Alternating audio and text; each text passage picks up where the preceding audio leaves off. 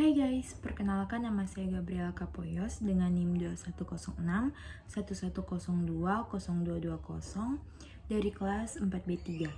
Nah, saat ini saya akan membuat tugas UTS dengan mata kuliah Manajemen Teknologi dari dosen pengampu Sinta Janet Camelia Wangke, SE MSI.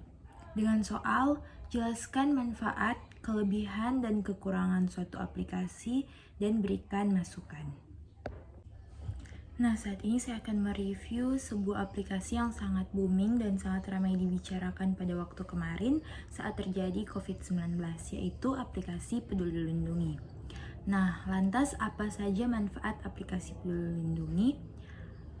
Dilansir dari laman covid19.co.id, pengguna Peduli Lindungi akan dapatkan notifikasi jika berada dalam keramaian atau di kawasan zona merah. Pengguna juga akan mendapatkan peringatan jika di lokasi mereka berada terdapat orang yang terinfeksi COVID-19 atau ada pasien dalam pengawasan. Kemudian dengan informasi lokasi, pengguna yang dibagikan saat berpergian juga memudahkan pemerintah untuk mengawasi mereka dan mendeteksi pergerakan orang-orang yang terpapar COVID-19 selama 14 hari terakhir. Kemudian mengunduh sertifikat vaksin. Masyarakat yang sudah disuntik vaksin COVID-19 juga bisa mengunduh sertifikat vaksin lewat fitur yang ada di dalam aplikasi itu. Nah, selanjutnya kelebihan aplikasi Peduli Lindungi. Yang pertama, memberi informasi zonasi melalui Komite Penanganan COVID-19. Pemerintah akan memberikan notifikasi pada aplikasi jika seorang pengguna memasuki zona tertentu. Zona ini sendiri terbagi dalam beberapa warna, yaitu zona merah, orange, kuning, dan hijau. Masing-masing warna tersebut menunjukkan tingkat penyebaran virus corona dalam suatu lingkungan. Kemudian yang kedua ada pelacakan kontak. Proses untuk mengidentifikasi orang-orang yang melakukan kontak erat dengan kasus COVID-19. Menurut WHO, pelacakan kontak erat dengan COVID-19 ini merupakan upaya untuk mengetahui masyarakat yang berisiko terinfeksi virus corona dan memantau orang yang terdiagnosa positif COVID-19 dalam rentang waktu selama 14 hari terakhir. Jika ditemukan orang-orang yang berpotensi menularkan virus, langkah selanjutnya pengguna akan diminta untuk melakukan protokol kesehatan sesuai peraturan pemerintah yang berlaku. Yang ketiga, memberitahu jumlah orang pada lokasi tertentu. Nah, aplikasi ini juga akan memberikan notifikasi jika pengguna teridentifikasi berada di keramaian seperti mal, kantor, kafe, serta tempat umum lainnya. Namun, untuk mengetahui jumlah orang yang berada pada suatu lokasi tertentu, pengguna harus mengaktifkan aplikasi Peduli Lindungi dalam waktu yang cukup lama. Kemudian yang selanjutnya ada paspor digital. Dalam aplikasi Peduli Lindungi terdapat fitur paspor digital. Fungsi dari fitur ini sendiri dapat menampilkan sertifikat vaksin COVID-19 pertama dan kedua, serta hasil tes dari laboratorium yang terafiliasi dengan pemerintah. Nah, untuk dapat melihat rekaman data yang ada, pengguna harus mengintegrasikan NIK terlebih dahulu.